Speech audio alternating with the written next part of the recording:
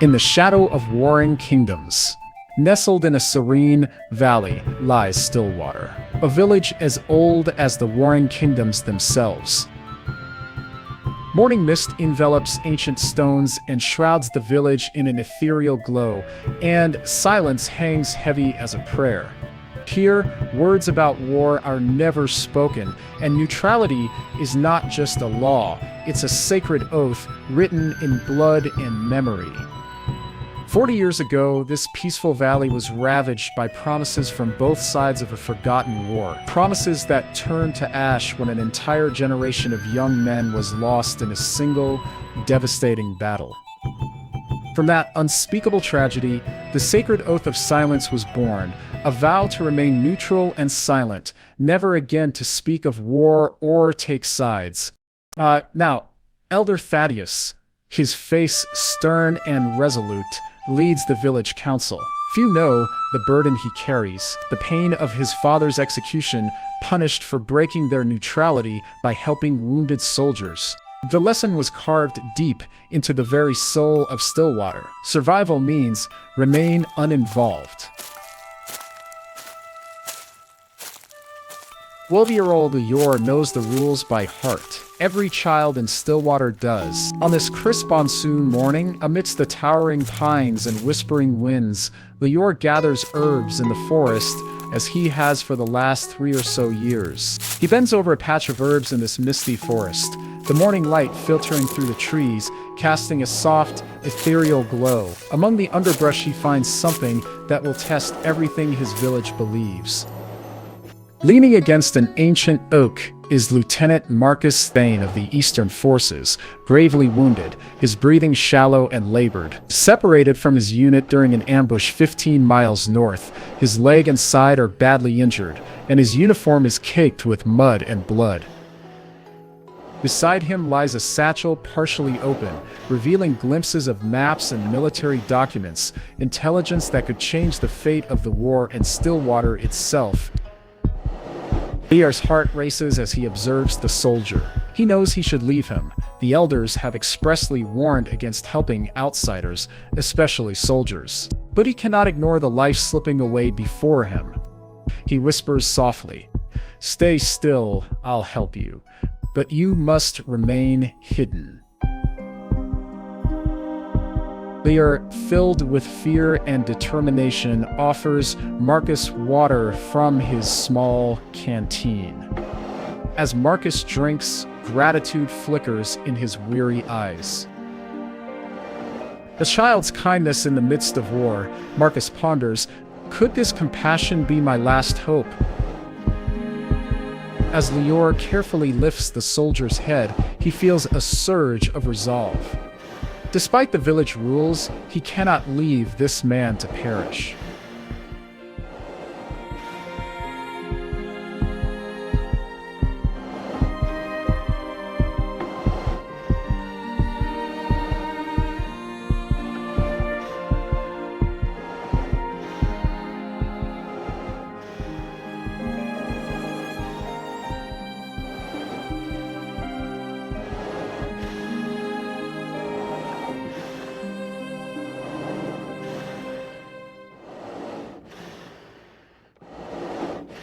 Under the cover of twilight, Leor secretly brings Marcus to a hidden cave at the forest's edge.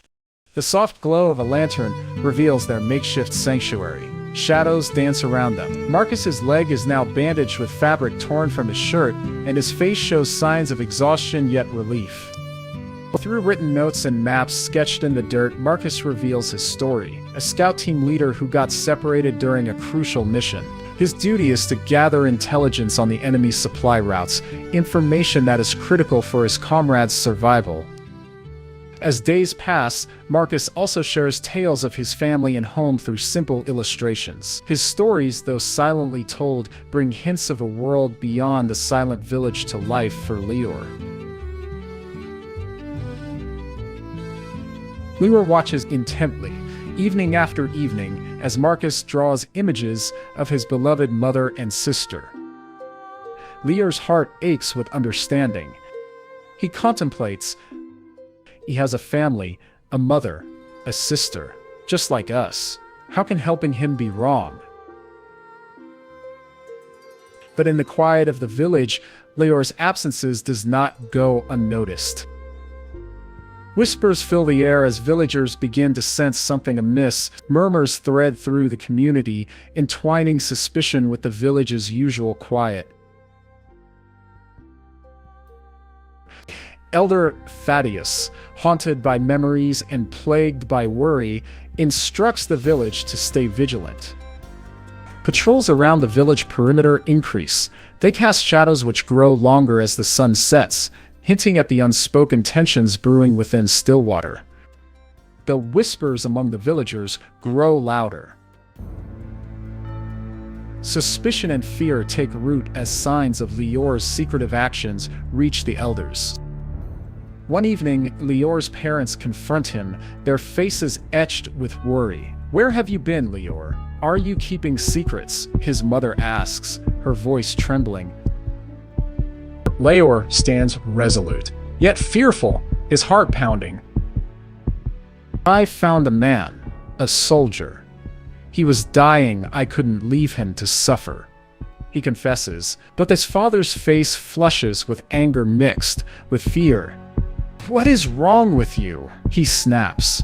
"You've endangered us all. Do you know what happens should the elders find out?"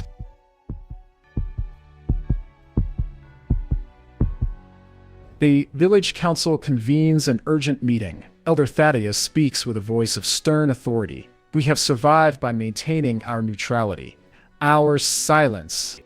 Any threat to this must be dealt with swiftly."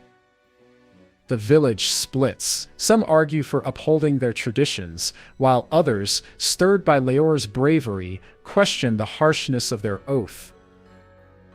The tension hangs thick in the air, and the once silent village now hums with anxiety and unrest. Will they cling to their silence, or will they confront the truths that Leor's actions have awakened?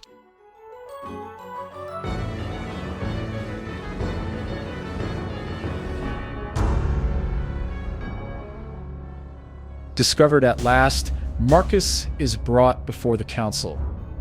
His military documents, now revealed, show an imminent danger. Both armies are planning to use the valley as a strategic supply route, threatening Stillwater's very existence. The council room is tense. Eyes dart from Marcus to Elder Thaddeus. Elder Thaddeus rises, the weight of his past pressing down upon him. He hesitates, then rehashes the painful truth. 40 years ago, my father was executed for helping soldiers in need. We vowed then in our grief never to take sides. But perhaps... Elder Thaddeus pauses, taking a long, hard look at Marcus, and then at Leor. The village gasps, both at the rehashing of that painful history, but also at a fleeting hint of vulnerability filtering through the elder's walk down memory lane. Leor seizes the opportunity, his heart pounding. He speaks with a courage far beyond his years. Could we continue to live in fear forever? Marcus, by warning us, has risked everything. Do we act or still remain silent, uninvolved, and risk another history of loss? The room falls silent. Each villager grapples with the weight of the choice they must make. Perhaps, in our silence, we've merely hidden from our fears, Elder Thaddeus says, unexpectedly. The village deliberate the weight of the heavy decision upon them. Finally, Elder Thaddeus lifts his head and announces, "We will help the soldier," he declares. "And we will prepare to defend our land." Non-alignment doesn't mean turning a blind eye to humanity or to looming threats. With a renewed sense of purpose, the villagers resolve and unite. They tend to Marcus's wounds openly rather than in secret, and then they gather supplies and prepare defensive measures.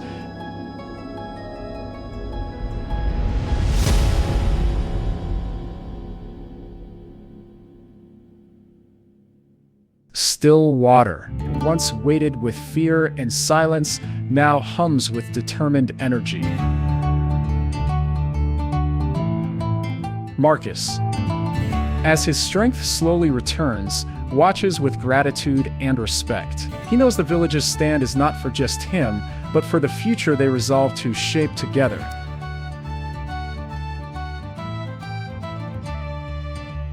Leor's simple act of compassion transformed his people's hearts, breaking the chains of fear and limiting tradition. In gratitude, Marcus contributes strategy and intelligence to their defense preparation, all the while careful not to give them any reason to doubt his genuine desire to reciprocate their kindness. As a new dawn emerges over Stillwater, the village stands together, ready to face whatever comes, their silence now broken by the powerful echoes of courage and compassion. The story of Stillwater, once lived in whispers, now resounds with a new promise, a promise to balance the desire for peace with the courage to act when necessary and to honor the past by forging a brighter, more compassionate future.